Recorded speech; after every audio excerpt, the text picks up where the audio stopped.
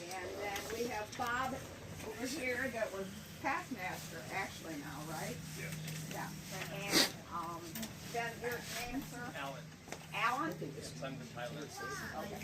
And then Shirley is a visitor. Let me get my coffee. Sarah? Sure. Oh, Sherry. Sherry is a visitor today. She's with us. So this is my family. And grandsons, granddaughter, great grandchildren. Is it still grandchildren, I guess you'd say? Everybody, we're all one big family.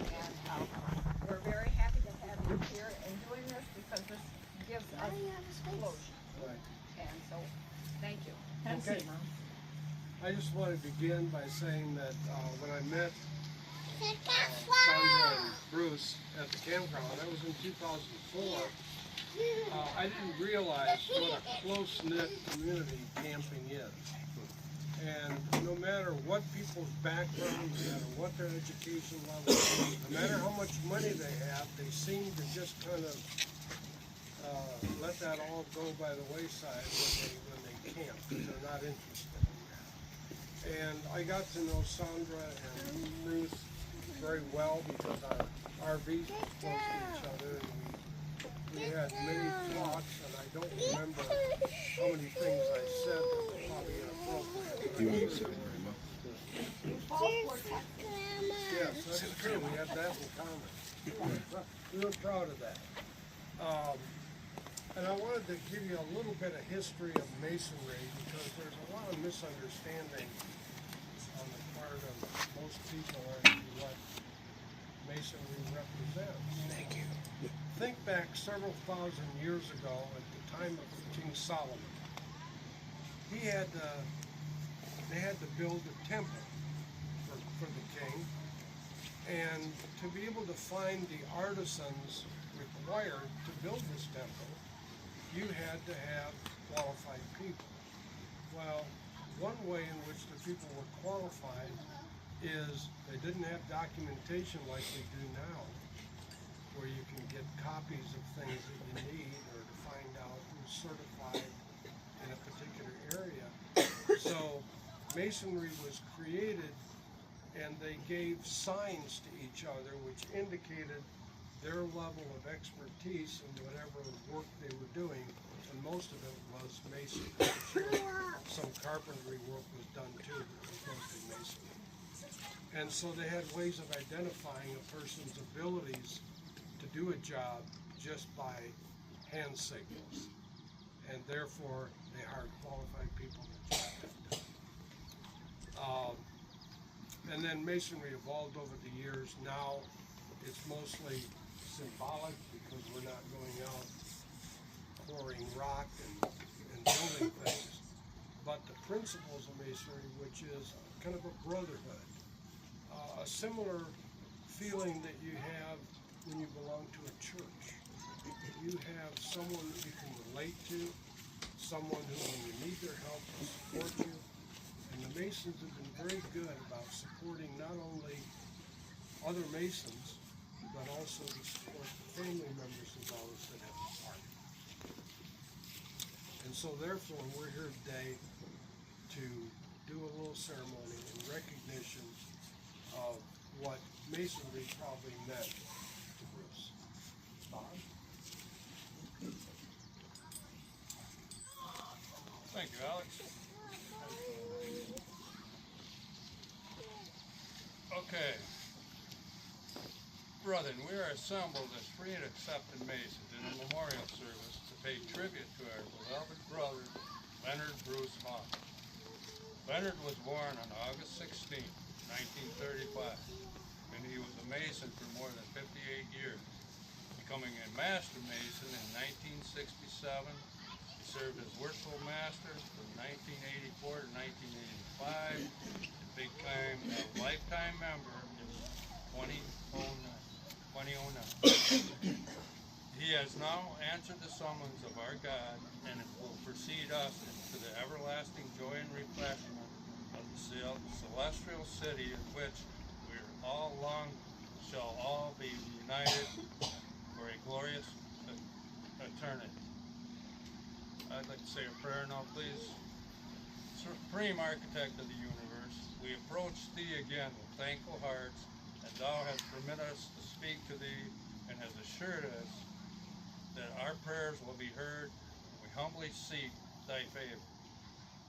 Wilt Thou, we pray, grant us the blessing and strengthen us, each of us, to sure knowledge of resurrection and life eternal. Comfort those who mourn with the assurance that our brethren that have but stepped from the pain, the sorrow, and the labor of this world into a place of everlasting paradise, where they wait with patience till we have joined them there. Support each of us, that each day that we may cheerfully accomplish a task which Thou hast assigned to us in completing Thy design on the trestle board of eternity. To help us that we may help others and display always percept an example of those virtues which has commanded. Amen. And now I'd like to read a poem. Here another guest we bring, angels of celestial wing. To our funeral all are come, waft our friend and brother home. Lord of all below above, fill our hearts with truth and love. When dissolved our earthly tie, take us to Thy lodge on high. Thank you. The white apron is the emblem of innocence, as badge of a Mason. This emblem is now deposited on the table for our deceased brother. By it are we continually reminded of the purity and life conduct essentially necessary to gaining admission to that celestial lodge above, where the Supreme Architect of the universe provides. This glove on the table is a symbol of fidelity and the emblematic of a Masonic friendship which bound us to him.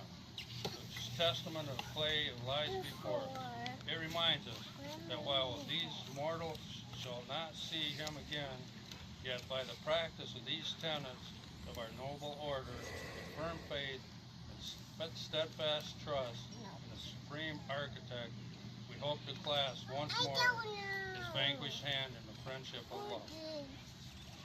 Those who virtue unites, death can never separate. This evergreen, which once marked the temporary resting place of the luscious dead, is an emblem of our faith and the immortality of the soul.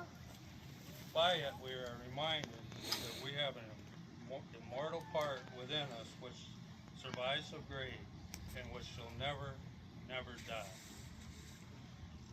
For as much as it hath pleased Almighty God to remove the spirit of our departed brother, we will now treasure his memory in our hearts, and we condemn to commend his spirit to God who gave it. Brother, please place the occasion. The occasion is a sign of eternal life, because it never dies. You know, like a cedar tree or something, which will live through winter, you know, and it'll always sign of everlasting life. And I invite you, any one of you who would like to put a piece of this occasion on the apron, just step forward, please. If anybody wants to.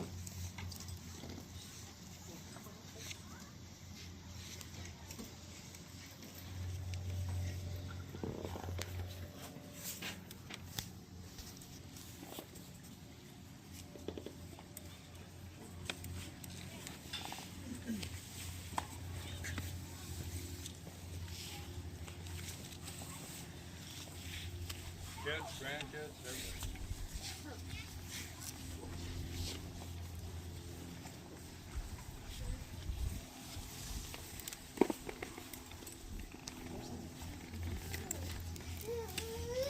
Hey, you coming, Dad?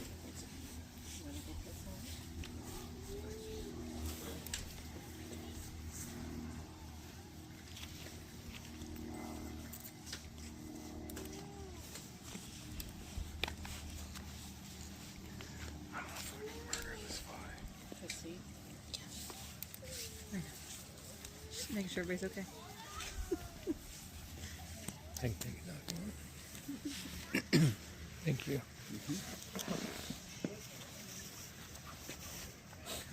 I'm gonna go over here.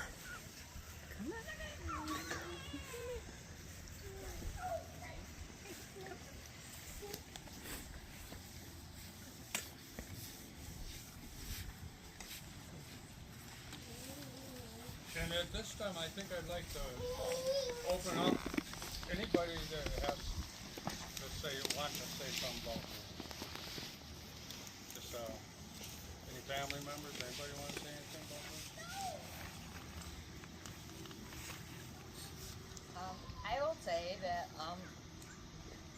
this was the masonry was a very important thing to Papa. It was very hard for him to, since we came back and since his illness, for him to attend. And I always encouraged it and tried to keep track of which Tuesday was your meeting.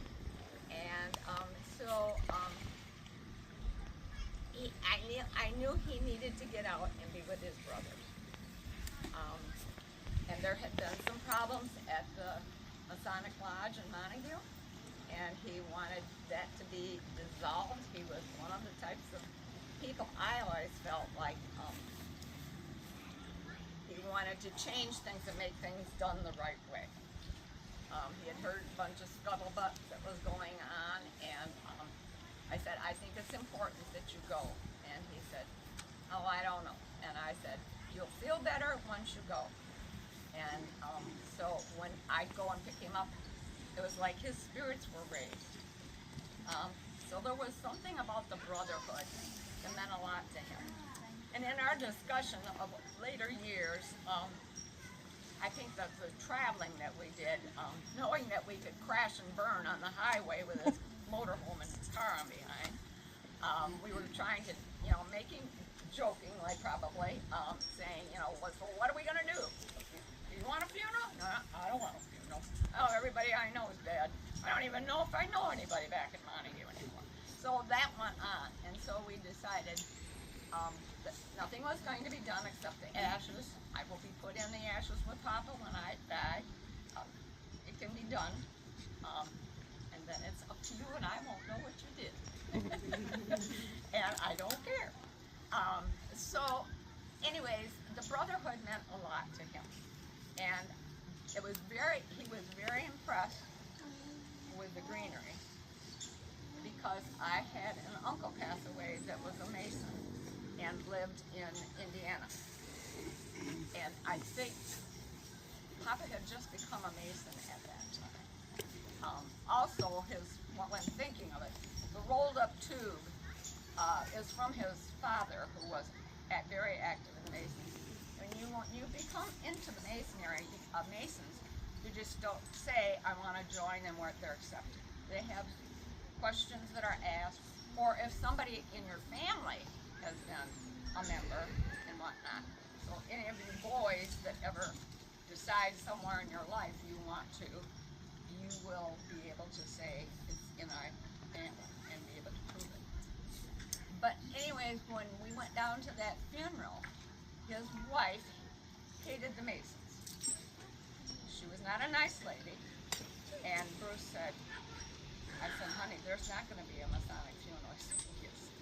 And I said, I hope you don't do something that will upset this lady, because she can be kind of vicious. He said, she can be vicious all she wants. So after it was all concluded, and there was an open casket, and it had been closed. And once it was closed, Papa had made sure before we left, at their house, he went and found a piece of greenery, and he went over and put it on there. And she looked at him, and she later on come over and said, what was that for? He said, it's for my brother and for my uncle. He said, it's amazing. We have a son. Because I prayed for him. So that was a true blessing. That's the brotherhood. And it's not a secret like they say anymore. It's not a cult. There's religion to it. You heard the prayer. So I'm glad glad that we had this so that my family understands if you ever had any questions, you know, that's what it's all about. And they're always open to anybody that you know is a Mason. You can sit down and have a talk with them, right? That's right. Yeah. Yep. Anybody else?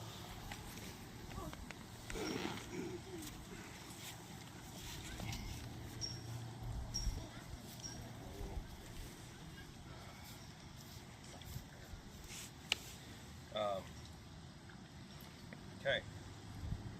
So, when considering this unfortunate but inevitable moment, I was overwhelmed and a bit intimidated by the structural directions, right?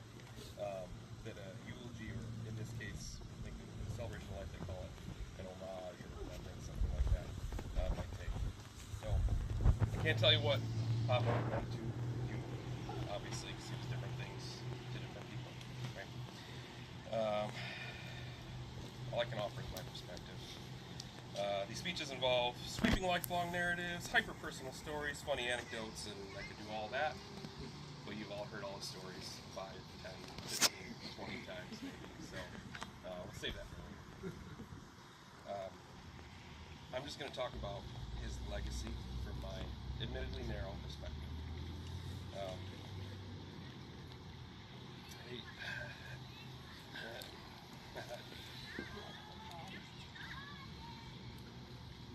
At 8 years old, I moved home and living with my grandfather. I was reminded constantly of the impact he had in the community. All my youth football coaches reminded and reminisced about the time he was their coach decades before any of us were born. He was so instrumental in the joint Montague-Whitehall youth football program that following his second iteration as commissioner, they dropped the tradition of allowing teams to choose their own and made Hawks the official club mascot. His philosophy was simple: block. Everyone plays, and it has to be fun. We had good and bad teams, but to this day, all my friends, my brother's friends, probably Uncle Bob's friends, they all have this shared love of the game. And it was never because he told us to, it was because the way he performed, the way he coached, the way that he loved. He was a passionate guy, and his passion instilled in all of us. He had many passions, and they all had a profound impact on all of us. He had a passion for music. His favorite story of marching and skiing Big Red's band, retold every 4th of July to everyone who would hear, is one that I could tell. But again, you all have heard it and probably can recite it. He had a passion for Michigan State, so strong he successfully impregnated it into my adolescent brain, to the point that I painted my childhood bedroom in the party logo. He was also passionate about the Air Force, so for his birthday, the men took him to Michigan State versus Air Force football game. I couldn't tell you who won that game, it was Michigan State, or what the score was, or even where we sat. I just know that he was standing and clapping and cheering for everybody. Both fight songs he sang, front to back. It was really it was an interesting display of passion from a guy who loved everything that was happening that day. He had us, he had both teams, he had his Air Force. It was great. He had a passion for the Masonic Lodge and his Lodge brothers, who I thank for their tribute today. He was always telling us about the good things that Masonry had to offer. Even when he was out on the road, he always talked about, wanting to go home and visit the lodge. He had a passion for boating and fishing. Obviously, that impacted all of us. There's collectively as many boats owned in this family as people that are here today. I've got one that as soon as we walk out of here, he's probably going to go grab a fishing pole.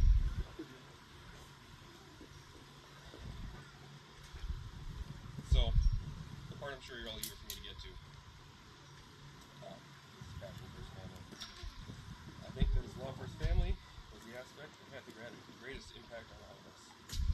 He truly believed that we were all the best at whatever we did, and we were all destined for greatness. When telling the story of Uncle Bob's football injury in high school, you could be forgiven for thinking that he was talking about Randy Moss catching a pass in the Super Bowl. Grandma didn't quilt. She made beautiful, one-of-a-kind tapestries that could adorn the Palace of Versailles. John and Rhonda, the greatest singing duo since Johnny and June. Right? Alex was the smartest student ever at Montague and the greatest lineman of all time. Clark's not a mechanic. He's a master mechanic and the second greatest lineman of Montague of all time. I'm the best dentist in my generation, obviously. Maddie. And the third best defensive. He was not completely honest. Maddie doesn't sing. She opens her mouth and choirs of angels themselves are chanting. Right? I mean, you guys all know how he made you feel. How his projection, his vision made you feel better about yourself, even on your worst days. His behavior wasn't exclusive to face-to-face interactions. He wasn't doing it to get something from you, right? I still see patients today who know all about our family that I've never met. The entire park and most of South Texas knows how awesome you guys all are collectively because of him. He was not a self-promoter, but he was a you promoter for sure. Some point or another, Nana and Papa homed or housed or fed all of us. Their dinner table, house, pole barn, yard, camper, RV, park model was always open and inviting to everyone. If ever I asked if a friend could join for literally anything, his response was, of course, bring whoever you like. And hey, you know, my friends still to this day ask about it. Yours too? Yours?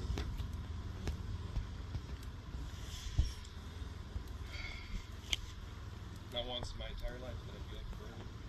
I know that we could have been. I know that me and Alex and Clark were a special breed. And could have been a real pain in the ass. But he never made us feel that way. You know, people talk about folks giving the shirt off their back, and that he literally did that on a number of occasions, first of all, and secondly, metaphorically, it happened constantly. His generosity is one that I personally aspire to and that I can't afford. There certainly won't be a satisfying end to the speech, which actually I think is perfect. It's a good analogy. The extent of his impact on family and friends can't be summed up more quickly. My hope for all of you would not be to fondly remember him through some kind of car or a great vacation. What I instead hope is that in your everyday life, when you experience little moments that remind you of him, you're inspired. Inspired to be more generous, be more helpful, be more kind, be more passionate, be more understanding, see the great potential that others possess. I know I'll never be as great as he told me I was. But if I can be a little bit more like him, I'll get close. Like I said, totally unsatisfying end of the speech. I'm gonna go collect myself. Thanks, guys. Thank you. Anybody else? Here. Oh, that's Everything great, Dad. But Sydney, for as little as he met you, any of you who have brought people to our family, you were instantly family. Instantly. He's always been that way. And when I came to New York with my boys, they didn't even know I was coming. I walked in the door, and the tears fell. And my dad grabbed my kids, and he said, "Let's go, boys." And he's in his suit going to work, and he's picking up a baby that's been in a car for 7 hours, and off they went so I could talk to my mom. So he's just a super generous guy who opened his house to me and my boys and John. He's a good guy. But I'm gonna miss him. I'm gonna miss him a lot. And everybody's gonna miss him. All of his extended family. But I just wanted to say what a kind person he was. He could drive us crazy. We're the same stories over and over. But we that wouldn't bother him a bit, like it's bothering me here. Just know, he's watching this. He would love this. He loves it when everybody's together. He can be swimming, he can be tubing, he can be eating. He's happy. He's just happy we're all together. So, thank you so much. Thank you. Anybody else? Have something to say about grandpa, friend?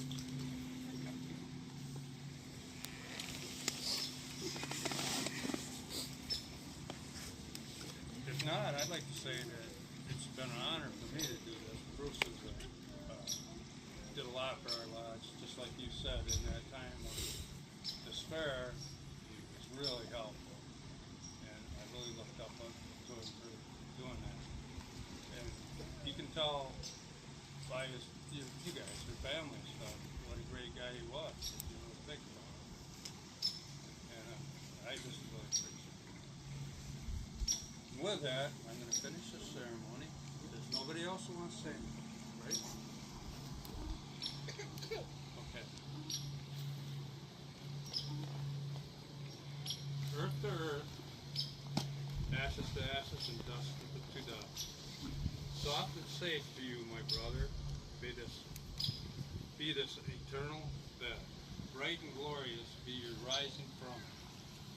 Fragrant be the acacia's bloom, which here shall flourish. May the earlier buds of spring unfold their beauties, your resting place. And here may the fragrance of summer's latest rose linger long. But the cold blast of autumn may lay them in the dust, and for a time destroy the loveliness of their existence. Yet the destruction is not final, and in the springtime they shall surely bloom again. So blast of death shall spring again into newness, and life and unfold the immortal beauties of realms beyond the sky. Until then, dear brother John, until dear brother Bruce, fare thee well. Now, may the blessing of heaven rest upon all mankind. May brotherly love prevail among Masons and every moral and social virtue cement. Amen. So, thank you very much for having us. Thank you. And this concludes our session. All right, see you, Drew. You're up. Oh.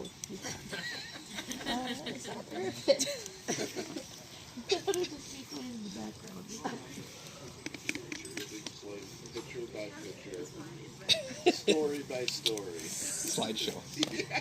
And this is Papa. Oh. 1964. Get in there close. Yeah, I can pull it out.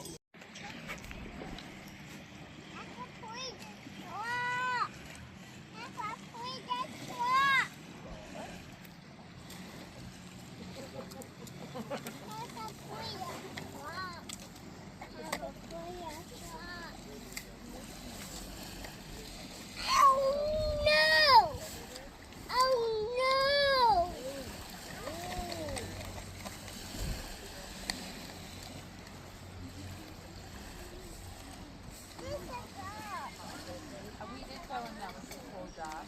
Was he could get him his job was to get tissue and carry stuff. And his job was to make him feel better and comfortable. And Gavin was like, what did I just carry stuff on him? Like, did you want to go around?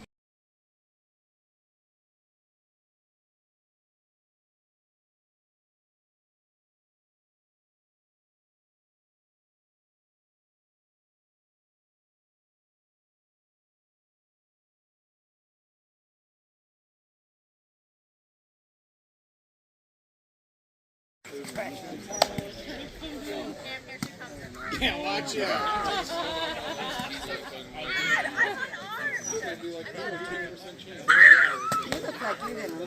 I am all of our pictures together. You look like you're gonna leave. Well, I saw you. Oh, yeah. I'm making my rounds. All right.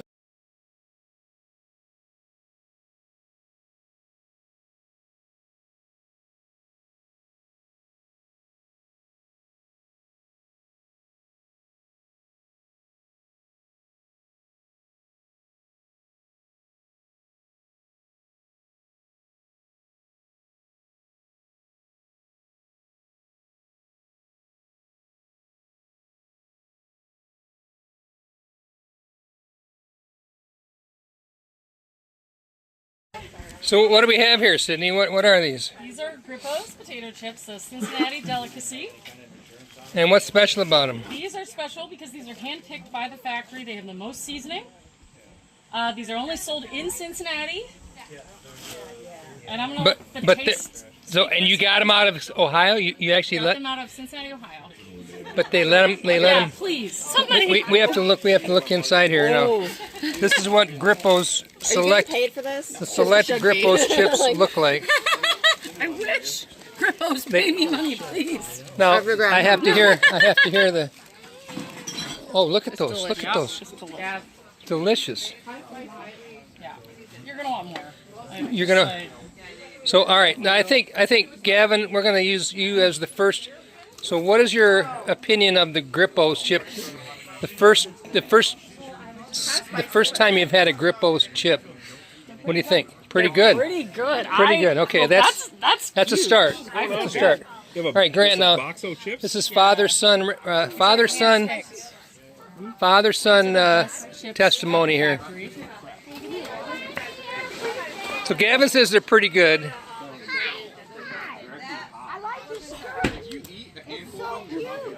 It's they're very thin. It's a thin cut. Very thin cut. Mm-hmm. It's this. Definitely oil.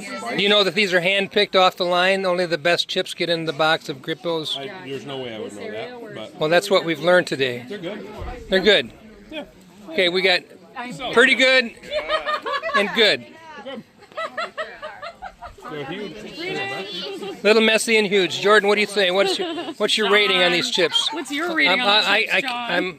My rating? Yeah. Oh. 10 out of 10. 10 out of 10 from Christy.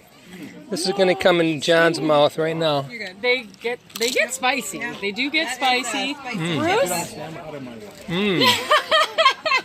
Yep. They're good. This is an event here.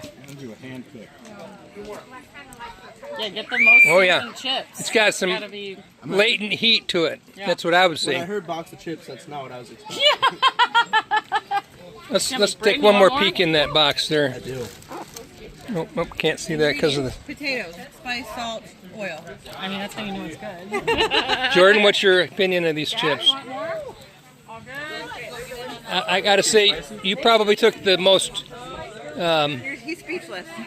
the healthiest handful of chips. Yeah. Some of the most seasoned That's chips that I've ever tasted. They were handpicked because of that, yeah. Just coat your tongue. Yeah. Tell us about the texture.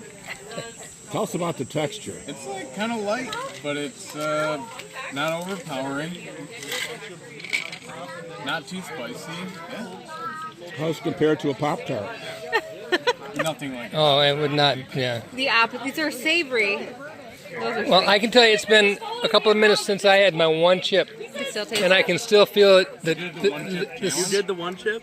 In my throat. I can still feel the When did you do the one chip?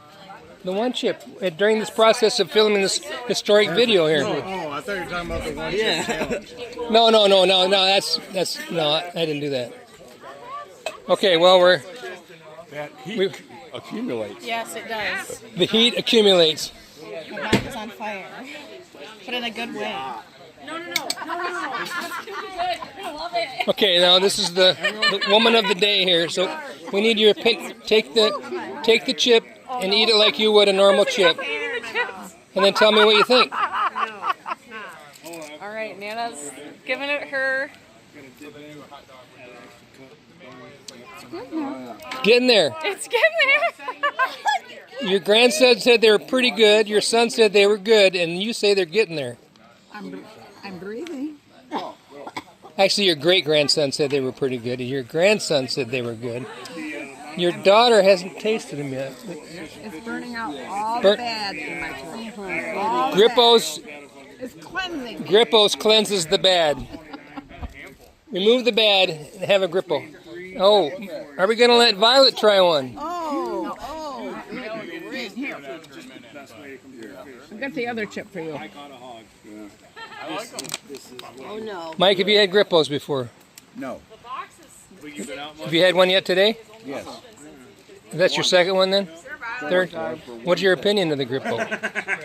my opinion, these are chips that you want to eat if you want to drink a lot of ice cold beer. Ooh. Well, you know, they come from Cincinnati. Yep. There's a lot of ice cold good German beer down in Cincinnati. Yes, there is. All these will do the trick to get you to drink more. Down with a bunch of ice cold beer. Well, that was a nice surprise to get the Grippo chips. Oh, we got more over here.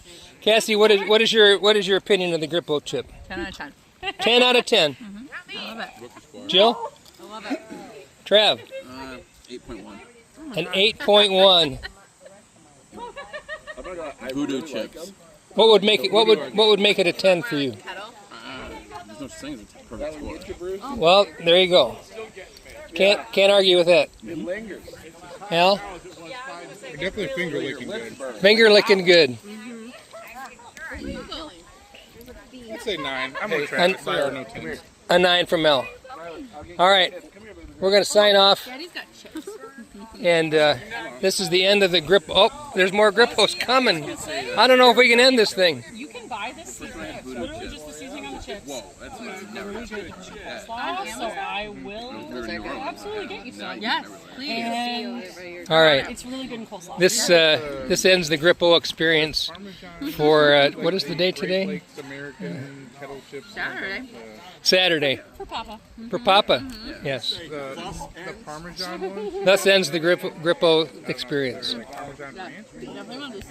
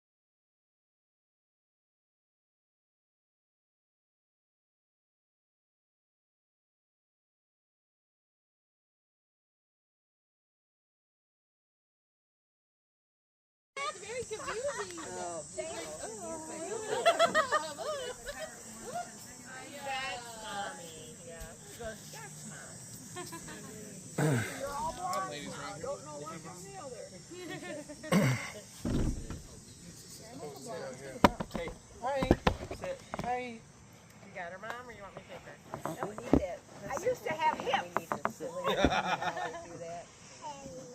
Hi. What? Heavy. You're heavy. Yeah.